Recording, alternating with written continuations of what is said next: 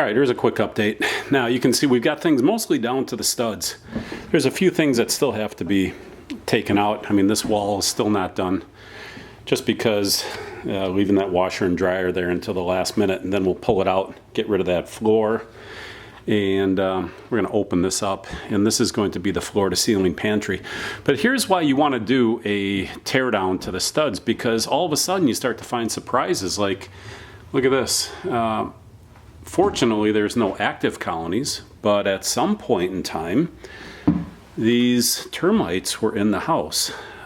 We've had this inspected. There is no active colony now. You can look at this and see it's old, but this is a main supporting post, okay? These are supposed to really be holding up this beam here, and this beam is holding up everything that goes across this window. Now the other weird thing is that this beam, whoever put it in did it wrong. Like this here, again, when we get this to focus, you can see they did that correctly, and they supported the beam on that jack stud. But then here, all they did was they toe-nailed it in. They didn't support it on the stud. Same thing over here. So they didn't support this on the stud either. They just toe-nailed it in. Now maybe they nailed it from the backside. I can't tell yet, but either way, it's not right. This is a load-bearing wall. You're supposed to make sure that that beam is supporting that entire load across that span.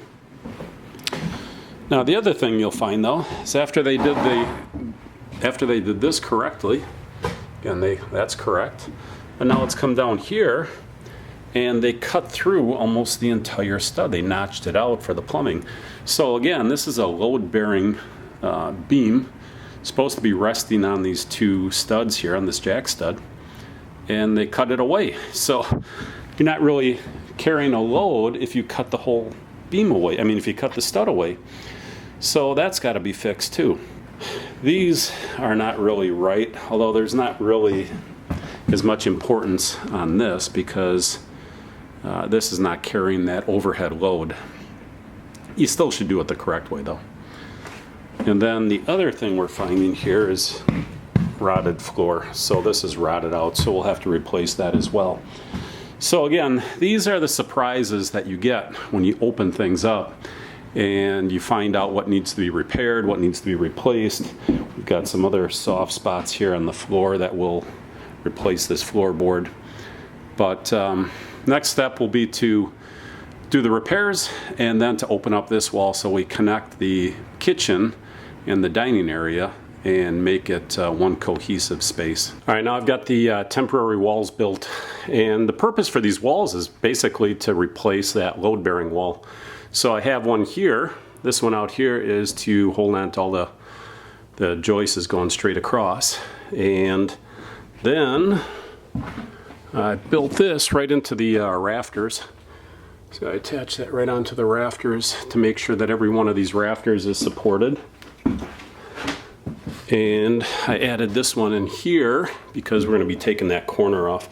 So basically I'm just trying to support everything to make sure that when we start knocking boards out, we're not taking away support from the rest of the house. Now I don't know what the heck this thing's actually holding up. I mean, when it's in this shape, I don't see how it's holding anything. But, and again, who knows? I mean, maybe it's holding the last 2 pounds that it needs to hold before something comes crashing down, and certainly want to avoid that. The reality is, by the time you realize that you have something unsupported, it's because something bad is happening, and at that point it's too late, and you've just added a whole lot of work and a whole lot of cost into your project. So always make sure you've got everything properly supported, and if you're doing anything with a load-bearing wall, you got to make sure that you're accounting for that load before you touch it. All right, I've gotten to the point where I've ripped it all out, and basically, that's what the board was. It's just dust. I mean, the whole thing just disintegrated. I don't think it was holding anything, to be honest.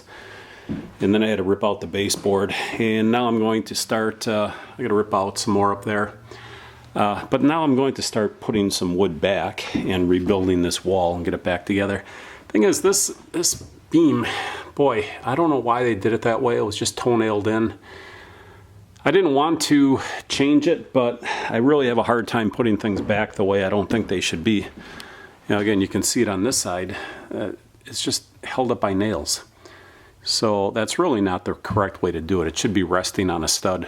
Anyhow, I think I'll keep going and get that fixed. But you know, the thing I want you to keep in mind, this whole project started out as a little bit of peeling paint over the window. And then when I peeled the wallpaper off and then peeled the paint back, and then I saw the drywall was damaged, and then I pulled a little bit of the drywall off and a little bit more and a little bit more and a little bit more, and next thing you know, here we are. So these houses that are a little older, don't be surprised when you take on a small project like peeling paint and end up building auxiliary walls and replacing wood and taking beams down and replacing them and fixing things. So again, peeling paint to this. So welcome to wonderful old houses. Like I mentioned before, this cast iron pipe, I don't know why they ran it this way, but you can see they notched out all these studs, including the load carrying studs. So these two studs here, I mean, they're carrying the full load of that beam up there. So it should never be notched out like that. You're not going to get any strength. I mean, look, it's what, maybe an inch left? So here you have two studs side by side. You've got the beam resting on this properly. Okay, so that's done correctly. But you've got this notched out and all the strength is gone. So what I'm going to do is I'm going to cut this cast iron pipe. This is a vent pipe anyhow, so I'm going to leave this part here. This goes through the roof. I don't want to disturb that. So what I did was I added a block here and then a clamp, and then put a piece of rubber on there just to get it so that it doesn't move. My goal here is just to make sure that when I cut this, it doesn't slide down. That's really all I'm trying to do there. And I'm going to connect the PVC vent up to that and when I reroute it. But there's no reason to take this out because it's just a vent. And I don't want to disturb it up on the roof because it's nice and watertight, and the more things you move around and disturb, the greater the chance for having something become not watertight. So let's go ahead and get this thing cut and get this stud repaired and make sure that we're properly supporting the weight on this load-bearing wall. And remember, safety first.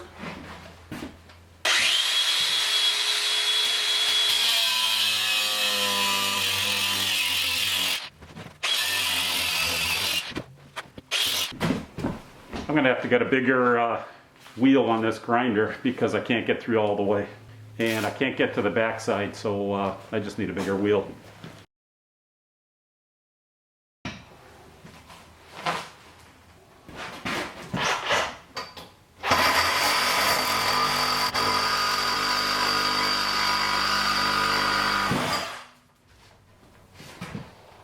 Yeah, done.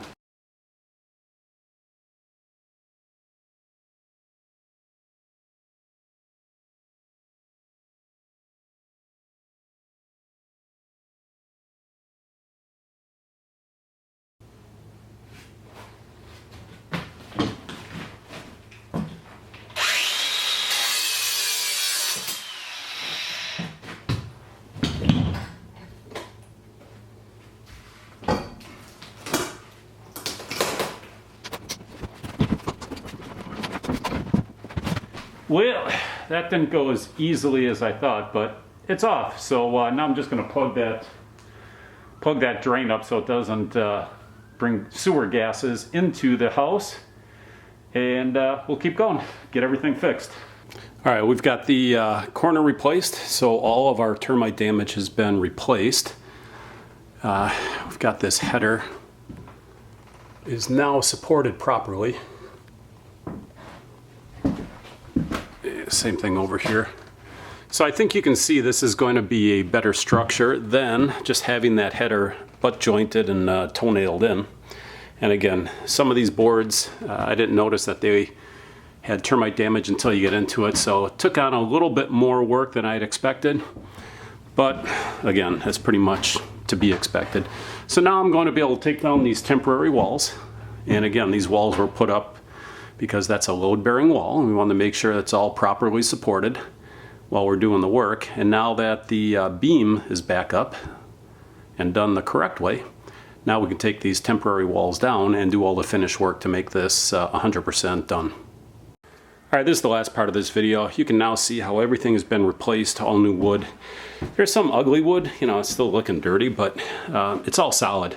So everything from the base plate to the little supports under the window, up here, everything has been replaced. Anything that wasn't solid has been replaced, and of course everything has now been done right instead of doing it wrong. And this is now done and we're moving on. So I'll keep you posted on the rest of the project and show you more updates.